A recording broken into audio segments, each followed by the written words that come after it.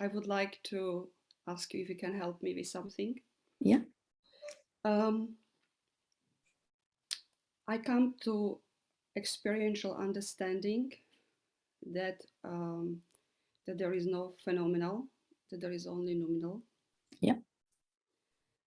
And there is a clarity that the Sat and Chit is one, but there is not yet Ananda. Yeah. And of course, I do understand that there is some kind of like a rewiring process that this body and mind need to kind of get rid of all habits and tendencies. But I heard you in YouTube some clip that you were saying that even to Ramana took 3 years to get fully established in the truth, and there was pure enjoyment and peace all the time. So I wonder, I mean, you are such a cream de la cream of the spiritual shortcut, so you can help me with this one, please. So yeah, as you said, I'm always looking for the shortcut. And when I had this epiphany the first time that form and formless are the same thing, it seemed totally, it seemed completely clear.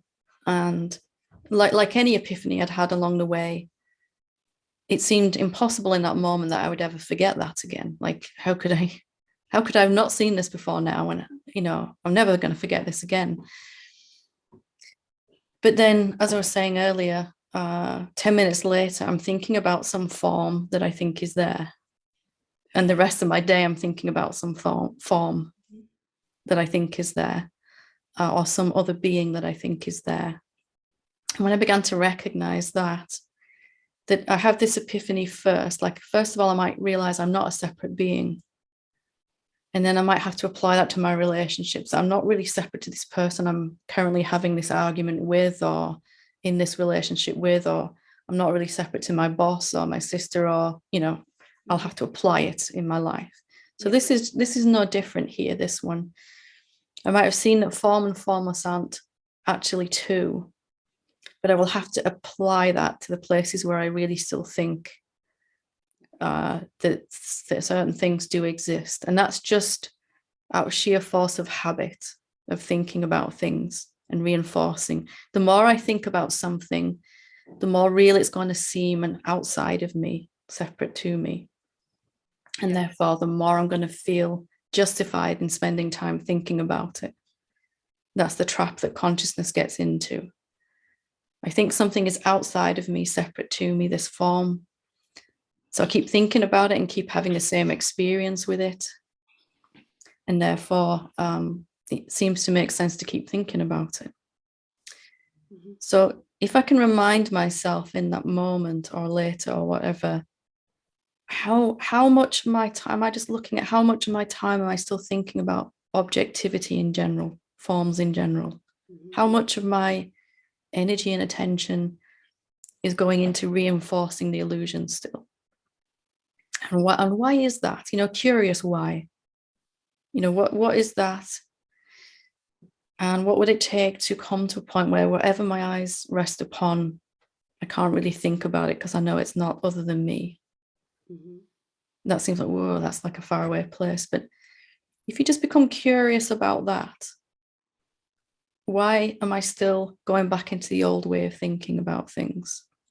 And you don't need to tell me right now, but you could probably tell me, if you looked at your average day, if you go to bed tonight, there'll probably be 3 or 4 beings that you've thought about a lot during the day, and 3 or 4 things, so time, money, our romantic partner, things that we think exist outside of us still. Mm-hmm. And those will be the only ones really that we have to spend some time convincing ourselves that they're not actually what we think they are. Mm-hmm. So taking that being and asking ourselves what they really actually are. Or is there really such a thing as money or time, whatever I seem to need, this thing that I need? Mm-hmm. Asking what that is, doing a little inquiry with that inside our own in your own time. You could, and again, without, you don't need to tell us who and what they are, but can you see that there's certain things that your mind habitually goes back to thinking about, certain beings, certain things?